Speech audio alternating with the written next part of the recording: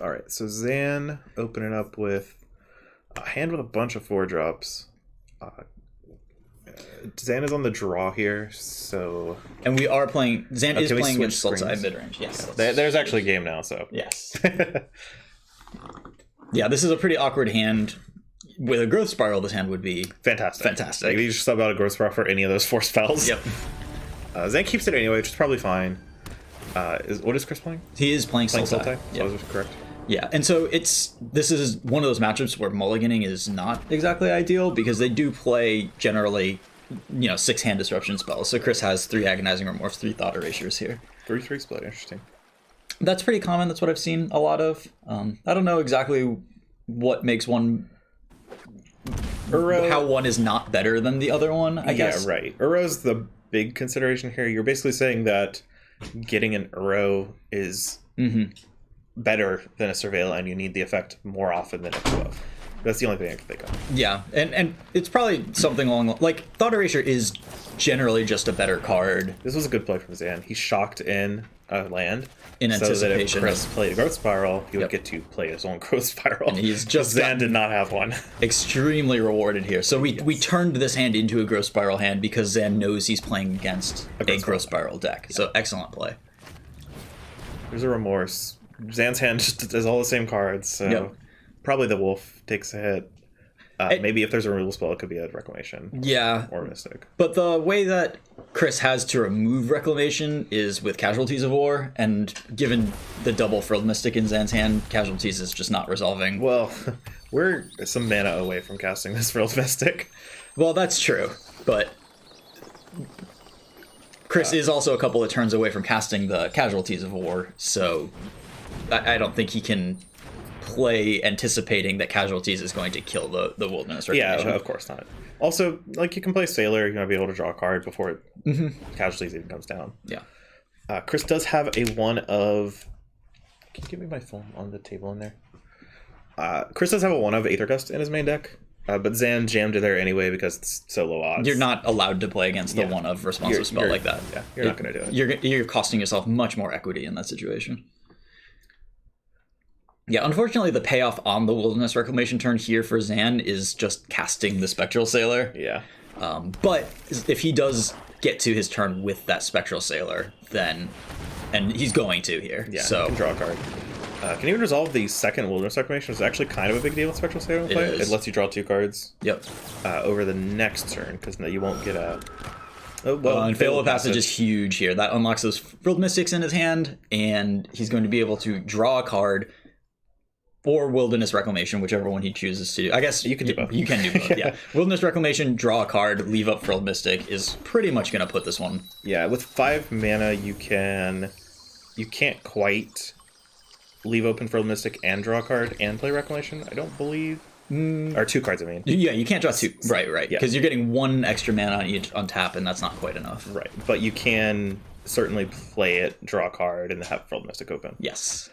And then all Zan has to do is navigate, draw a relevant spell with the Spectral Sailor before Chris... Before he runs out of Frilled Mystics. Basically, yeah. And Sultai can upset the balance of big spell, get hit by a counterspell, big spell, get hit by a counterspell, because it does have those hand disruption spells. But once we get towards the mid game and they've already spent their hand disruption spells, it's not super likely. Oh, there's a Growth Spiral. There's a Growth Spiral. You put a land into play, that'd be cool. I imagine Zan just casts it here because is there a reason to hold on to it? There shouldn't be. I don't think so. It's more relevant to put a land into play or draw a Thassa's Intervention or something like that. Yeah. I wouldn't be surprised if this got bottomed. I think Zan needs an action spell. Yeah, if Zan draws Explosion, the game ends immediately. Zan may top it because he's like banking on Spectral Sailor to live.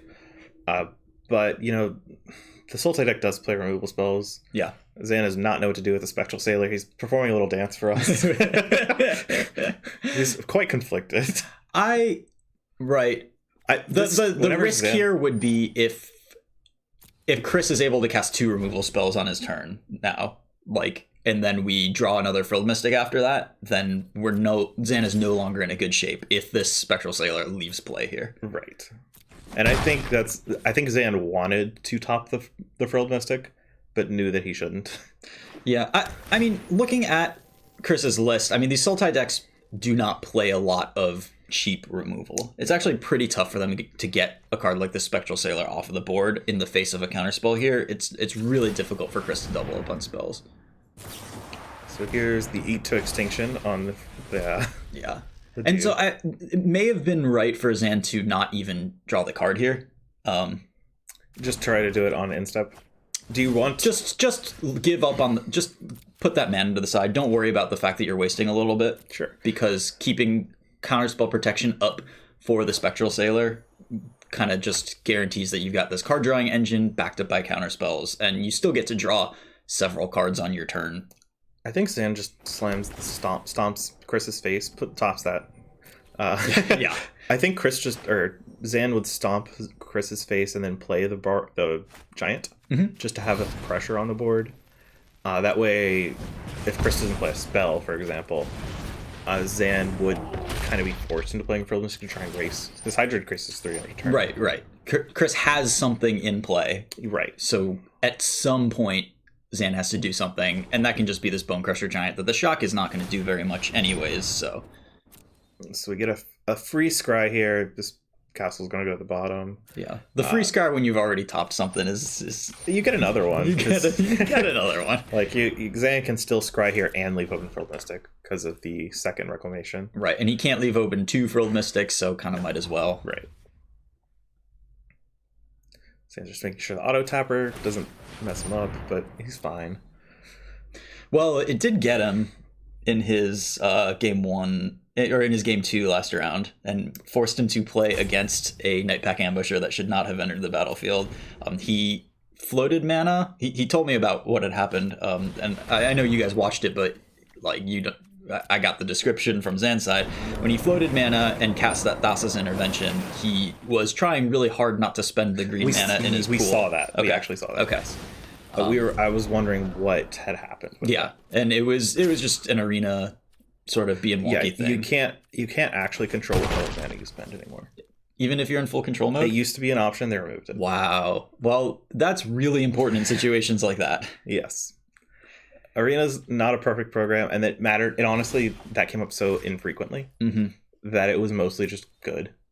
But every now and then, when I played Nexus or Reclamation in general, if you're floating mana through, right, it can be disastrous. Yep. Here's a Tyrant Scorn, gonna get Frilled Mystic, because this puts a lot of pressure. All Chris did on his last turn was cast an Uro to try to get that in the graveyard, try to get something going there. So now Zan gets to get in for 6 here because a spell. Yeah, you get the free the 2 that you don't even lose the giant from. Yes, just a nice little swing. Value. Plus, I like the flavor of the giant stomping things when it gets targeted. I don't know, it's just makes me smile. You're just making it mad. I would not be surprised to see like a big Thassa's Intervention. I believe that's what we're going for here, and that makes a lot of sense. We've got the counterspell in hand already. We can even pay for Mystical Dispute. Like, untap, pay for Mystical Dispute after interventioning for 7. Right. Actually, I believe it's 8. Which would matter if this were... Does he have a main deck I Dispute? do not know. He does have one main deck Mystical Dispute. He does have one main deck Mystical Dispute. Yeah. Yeah, so it does matter. Yeah. Take that. Yep, you are totally right. I probably should have looked at that before I said it, but you gotta take credit. Ooh, this is top 8. I imagine it's going to be an intervention and a wolf because Zan's really far away from Uro. He's only got 3 cards in graveyard, and it's going to be really hard for him to put them there without an expansion explosion to discard hand size. Right. Yeah, and the time on Uro, even if Zan could escape the Uro, we're not putting that Uro into play until next turn. This Nightpack Ambusher we can attack with on our turn, and then we get the wolf, and it's just as much power as that Uro, and we got an attack out of it. Right. And like we thought, Zan grabs the 2 cards. Okay, so I don't know how many cards are in Chris's graveyard. I don't believe it's enough for Uro yet. Zan checked and it looked close, and then we added a Tyrant Scorn, but Chris the Tyrant Scorn was the 5th card. The 5th card. Okay, well this is going to this should definitely seal it.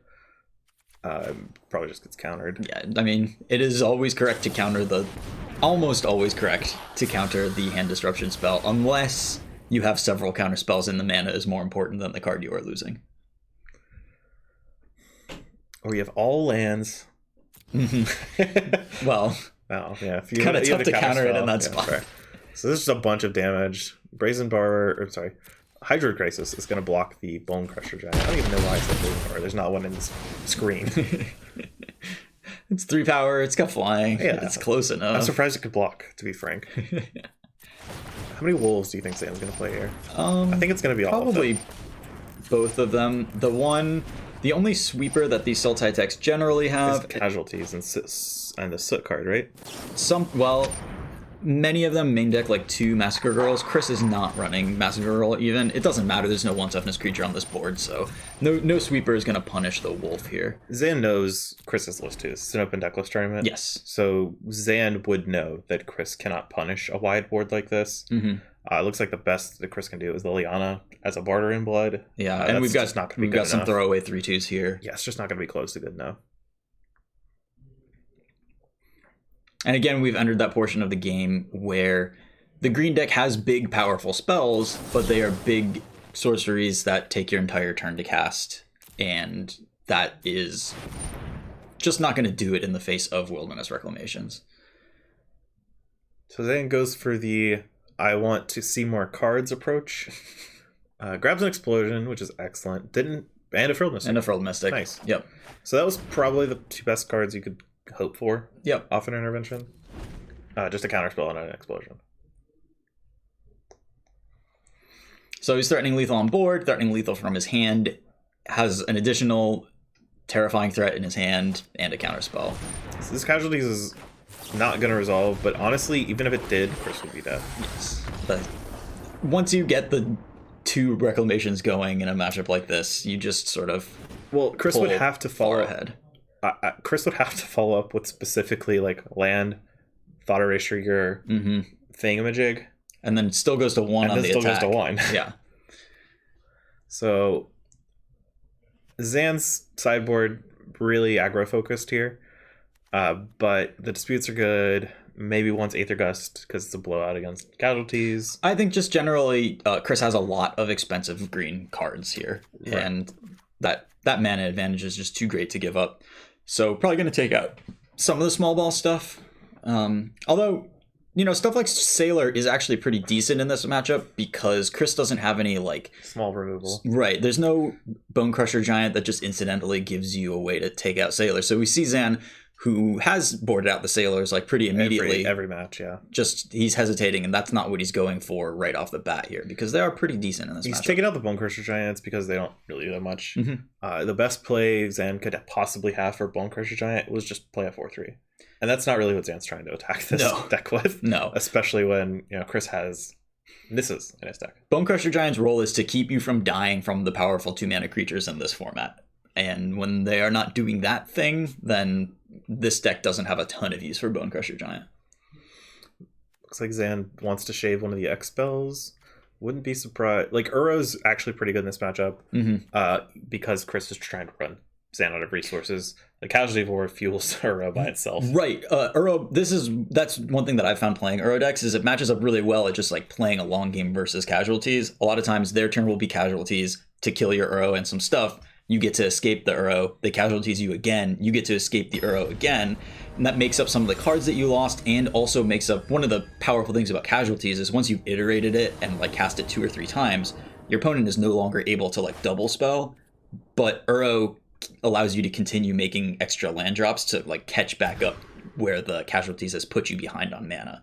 So Uro does a great job of defanging the Casualties game plan. So Zan mulliganed very swiftly his first hand, but I imagine this is probably keep. Yeah, I don't think you can go much. I don't think you go down on this. No, it is not an exciting one though. No, you've got a Scryland. You can't stop.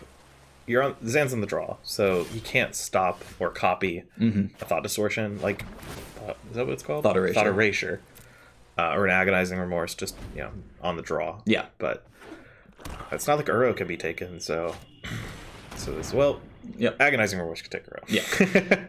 It does exile the card, and I imagine that's what gets gone. Yep. So So here's a dispute. Ooh, that might be a reason for Agonizing Remorse being better too. Oh yeah, that's one of the reasons for sure. That Thought Erasure does get hit by Mystical Dispute, and since you're already running Growth Spiral, like getting your 2-drop disputed is a play that actually is pretty brutal a lot of the time. Yeah. I imagine this gets shocked just because you might as well hold up an Aether Gust, even if Chris knows about it, because your life total is not going to be hugely impacted right now. And it's not like Chris can just slam Vanessa. How? No, I guess that wouldn't be good. I was going to say, how cool would it be if just Chris slammed Thief of Sanity, but Mystical Dispute exists now, so it just wouldn't be cool. Yeah, Thief was a cool card that overperformed until Teferi was printed, and then Mystical Dispute really just, like... I hadn't considered Thief of Sanity anyways, but boy, getting it disputed would not be acceptable. It's so good in Vintage Cube, though. It is very good in Vintage Cube, I believe that. Zan doing a good job of making land drops here, at least, which... Ooh, just played the Mountain. That's interesting. Yeah. Now he can't even pretend to have Frilled Mystic. Whereas, you know, you could play Fabled Passage to represent it. It's fairly free. And if you wanted to really try to sell it, you could shock yourself. Like, Zan could just play the Breeding Pool and take 2. It's true. And then Chris would think, oh, he shocked that. Must have a Frilled Mystic. I know he's got a Mountain. Yeah, that's true. I wonder what exactly the thought process is there. I don't know. It might just be as simple as it's not in Zan's hands, so he didn't consider it. This is the Nissa. Looks like with Dispute backup. Yeah, which means that you kind of have to... Well, yeah, so you can't Mystical Dispute it here then. Right. You have to gust it. Well, yeah. If it was a turn later... Right, then we could Dispute with Expansion backup. Right. But here, honestly, we don't have that option. If that were an option, it might not be good enough. Because then Zan has what? An Aether Gust in hand? Sure. Like, I think Zan just wants to save this for... Yeah, we have to cast Explosion at some point this game to catch back up on cards. Right. And Zan can always just draw Frilled Mystic, which, if he draws it at the wrong time, might not deal with the threat Chris has already resolved. True. So it's likely that even if he had a 5 mana there, Aether Gust still would have been the play. And we'll see what Zan does now. Here we are locked into, you know, the Nissa gets cast again. Zan has to Mystical Dispute it. Yes. And if there's a dispute, then he's pretty locked into expansioning that, which is a rough spot because keeping the Explosion is great because it allows drawing the Wilderness Reclamation to have a point to it. If he has to spend it here, then, you know, our hand is just nothing. Yep. So there's just a seat back. Yeah, the Nissa's just going to close the game so fast. Without Reclamation, Zan can't really... It doesn't matter which one he copies. He just has to target the right one. Yes. Well, we just have to target the Nissa. Oh, sure. This is the cheat to that. Oh, well, whatever. Yeah. All right, now both players are kind of in top deck mode. There's no Uros involved. Frilled Mystic is an excellent Not a bad draw. Especially with the Growth Spiral to try and, you know, cycle it and get some action going. We cannot cast both because we got this Mountain in play. Yeah, the basic Mountain's been a mixed blessing. And now we haven't seen it do anything but screw up Frilled Mystic. That's the blessing. So, not much of a blessing. Well, it's like Steam, right? Where the reviews are mixed reviews, but they're all negative. All right, so a big old Hydroid Crisis, which is pretty much the perfect card for this spot for Chris. I mean... That's going to draw 3 cards. Gain 3 life. It will gain 3 life. That's true. That negates an entire Frilled Mystic attack. Yeah. Zan kind of forced into the Frilled Mystic here just because that's 6/6 flyer. It's a 3-turn clock. What are you going to do? It's just too big. Zan has to... Ooh, that was a good Okay, draw that's too. a good draw. Since we've played a super interactive game up until this point. Can't quite cast it unless Zan top decks. He's got to draw a land. I believe... Is it a specific land that Zan has to draw? He can leave up to 2 blue-green lands? Blue-green lands, Okay. so no. As long as it is an untapped land. So this could be huge. Nope, it's Frilled Mystic. That is a little disappointing for Zan. I mean, that's fine. Like, It's still... the Uro's in the graveyard. Zan has, cycles the growth spiral and is good to Okay, go. and we actually did. He doesn't have enough cards in his graveyard for this Uro. Anyways. Right. Okay, he was the first Uro did get exiled. That's right. Okay. That's what we were missing. But this growth spiral will put a card into the graveyard. Plus, if Chris tries to play a blue spell here, which I don't imagine is not going to be dispute proof, but they could try to top deck a dispute. Because you certainly can't top deck an Aether Gust. Nope. And Uro is a big clock. And tends to offset opposing clocks pretty well. Look, here's an Uro. There's an Uro. So you can't dispute this, but Zen does not dispute. Right. But you can try to dispute it off the back end if Chris casts it again. And this is a problem because getting the Uro into play and then your opponent escaping their Uro generally heavily favors the person who put the Uro into play. Right. It's a Titan, right? If you both have one in play, then you get another trigger when you attack with it. Yep. Even if you trade, you're still down a trigger. And because of the way Uro works, the more times you've triggered it, the more likely you are to be able to escape it again. Yes. Ooh, Zan didn't even try for the dispute. Well, Chris had 3 up. Okay. Yeah.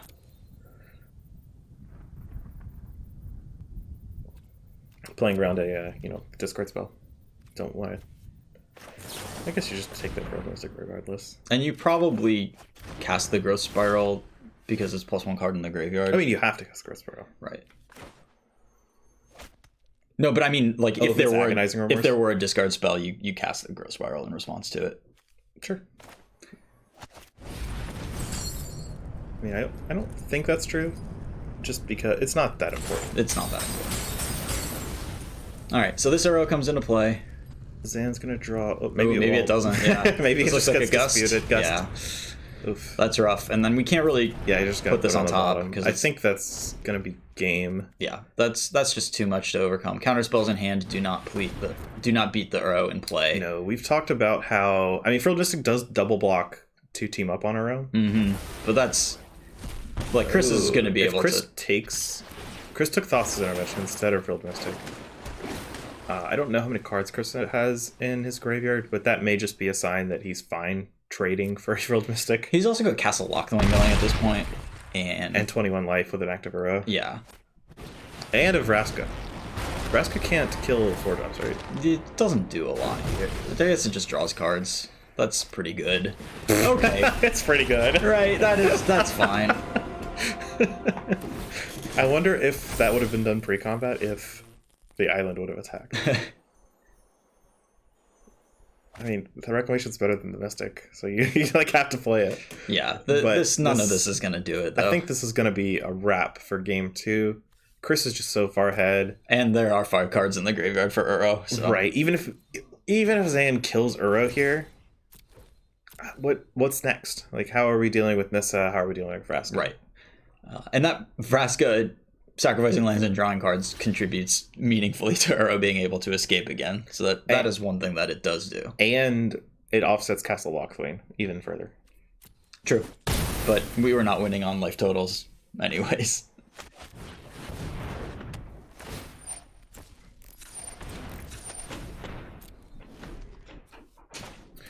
This is Zan performing his I never concede. Yeah, this is ritual. The snakes go marching in. They're just not going to do very much. No. Either this Nissa or this Uro would pretty much be enough to end this game, and there's both and a Castle Lockthwain and a Vraska, so...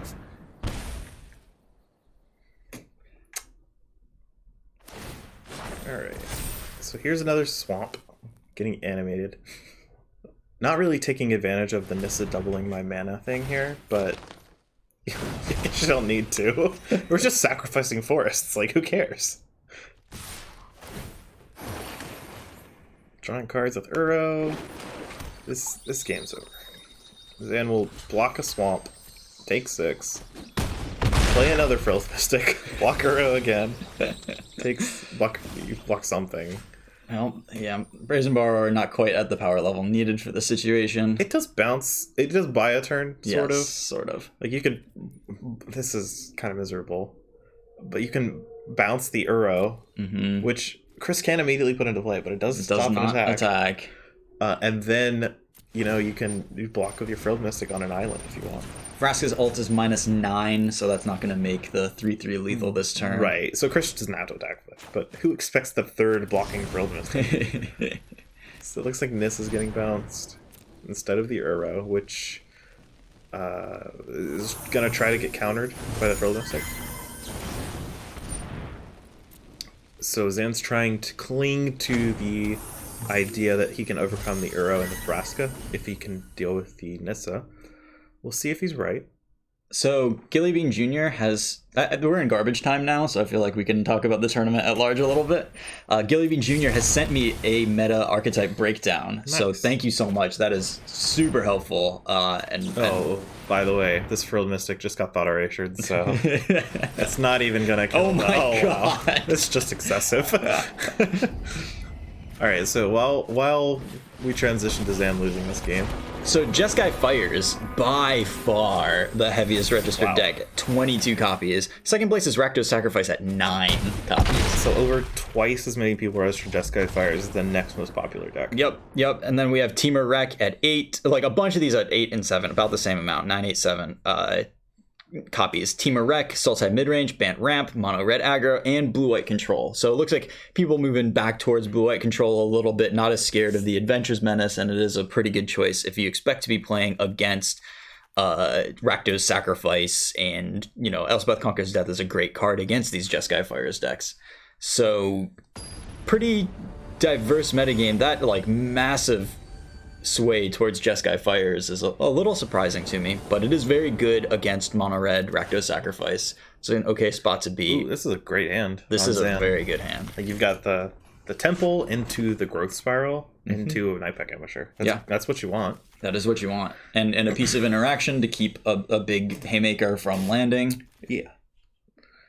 You'd probably rather it be Mystical Dispute so you could attempt to interact with a Thought Erasure. Sure. But Aether Gust is fine. You'll take it. You're not going to mulligan it because the rest of the hand's good. Yeah. So there's the mountain. Chris just straight up tops here. We can cast Frilled Mystic. We're fine. Yeah. The mountain is just... It's true. The mountain is just window dressing at this point. It's just gravy. And there's a reading pool. What are you worried about? I wasn't worried. Why would you think I was worried? Alright, so got a scry at the top and a scry at the bottom. No hand disruption because Chris's second land was a temple. Do you think Sam just slams Nightpack Ambusher here? Chris can't counter it. Let's see what his post-board removal looks like. So imagine it's just Aether Gust. Yeah, right? it's just more Aether Gusts. There's no Noxious Grasp or anything like that. So, which makes sense. There's nothing to Noxious Grasp really in this format. I imagine that's what Zan's thinking about. That's why he is hovering over the mountain instead of a tap land. Because he's just going to jam the Ambusher. Yep, and that matches up pretty well against anything Chris can do at 3 mana. Yeah, this Uro is not... Zan is trying to seal the game away before this Uro escapes. Yes. We're trying to put... Ooh, that was a good draw too. The Mystical Dispute off the top. So now if Zan shocks a land in, he has Aether Gust and Mystical Dispute going into Chris's 5th turn, which means a 4-drop with Dispute backup is not going to be good enough. Yes. I don't think there's any 4-drop Zan actually cares about, so it's likely, he just plays a Temple here. Because Nis is the big 5-drop, Casualty Force is a 6. Like, the high end of cards is really what Zan cares about more than... Definitely. Okay, so here's Uro, number 2. This is just a different Uro. It's also joining its brother. Uro's male, right? I believe so. He's got like a watery beard, right? Yeah, I guess. Oh, he's got a mustache. Look at that. Yeah. It's definitely. Okay. Yeah, we've got some triplets of Uro in the yard. And this wolf is just... I mean, it just buy a lot of life, which is cool. There's a Thassa's Intervention. So this game is going exactly the way Zan wants to play. Resolve the spell on 3, that's taking over the game, has a grip full of counter spells. Yeah. And now it's on Chris to try and break out. And that's really tough to do against triple counterspell and 10 power in play. Especially because Chris's threats are not cheap. Yep. Like, he's going to have to tap 4 to 6 mana to play these cards. Yep. Uro itself, not even close to escaping, even if it's cannibalizes. And there's not much that Chris can resolve here that even solves this situation, even if he managed to force through something. Ritual of Soot does not kill the ambusher. If he resolves a removal spell on the ambusher and leaves Zan with only 4 power in play, then that is actually a pretty good spot. So the card he really needs is just straight up like Noxious Grasp or something like that. That's not in his list though, unfortunately. No. He might try to run out some first wave of threats to make Zan use his counter spells. Yeah. Maybe a Nissa or something. Yeah. And then try to casualty sword the Nightpack Ambusher. But at that point, he's just taking 10 now. So casting the casualties and hoping Zan just doesn't have anything, likely a more winning line. But unfortunately, Zan just has so much. Right. Yeah, you got to play to win. You have to. At some point, you have to say like, I need to choose the line that's actually going to get me somewhere. If Zan has nothing now, and then maybe he draws spells going forward, like. That's the line that Chris is taking here. Yeah, and it's probably correct. Like, what are you gonna do?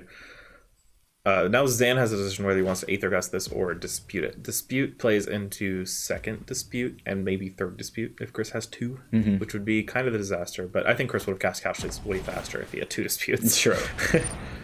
So I imagine this maybe gets disputed back, and then maybe even not because Zan can just pay for it. But we'll see how Chris wants to play it. Zan does have a Thassa's Intervention on deck. Yeah, and this leaves him able to cast both Mystical Dispute and then Thassa's Intervention. Or even pay for Dispute, cast Dispute. Sure. And it just resolves here. Maybe Chris has another casualty, so he's going to try again next turn. That's a Nightpack Ambusher. That's like really he could do 13 damage this turn if he wanted to commit, which obviously he does not. I think it's lethal. Like next turn is lethal without this Ambusher. Yeah, it's like not a dead draw, but it's not an irrelevant draw. It means that he actually doesn't even necessarily need to counter a removal spell on this, right? Yeah. Of which we're assuming casualties is the only one. It's definitely the main one. This Nissa, he's gonna fight over because Nissa does create a lot of mana. And we've got all forests on tap. Yeah. If this gets countered, Chris is just dead. Yeah. Like there's no force that would save Chris from this. And this leaves open Frilled Mystic, which Zan can represent. So might as well. But I imagine that the second Nightpack Ambusher will come down just to provide insurance against Aether Gust. Because Aether Gust on this... you can't Aether Gust Dispute. But Aether Gusting the Nightpack Ambusher would reduce it to non-lethal. Yep. So second Ambusher stops that out too. Well, Aether Gusting the Ambusher allows Zan to... I guess, if he Aether Gusted on his draw step, then it would make these wolves do just short. But the second Ambusher definitely cuts that off. All right, so Zan, Chris has the dispute, but knows it doesn't matter, so scoops it up. Yep. Zan can just pay for the dispute here. No fancy shenanigans needed. Nope. So that's Zan moves on to 4-0. Yeah. Zan's at 4-0. Let's see who else is still